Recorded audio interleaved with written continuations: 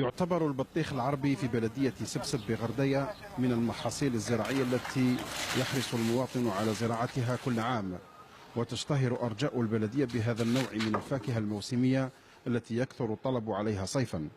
بطيخ تاع البلاد هذا واش نسموه، بطيخ البلاد هذا نسموه البطيخ، والآخر نقولوا البطيخ الأصفر الكانطالو.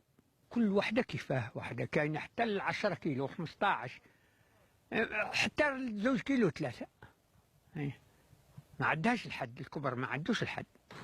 الحاج محمد عن عمر يناهز 76 سنة، واحد من الفلاحين الذين يحافظون على زراعة البطيخ المحلي ويحقق نتائج معتبرة، ويهتم بتوفير هذا النوع من الفاكهة محليا. وفي مكليلي وقرداية ويبقوا هذا، خاطر يجي رطيب ويجي مميه، يجي مميه شوي على حسب الغلة. كاين وين نحو 3 خطرات في النهار، ما قلت لك بويل نحو الصباح نوبات ونص النهار ودرك المغرب.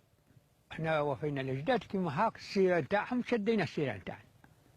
الاجداد بعد خدمه الاجداد اللي هي.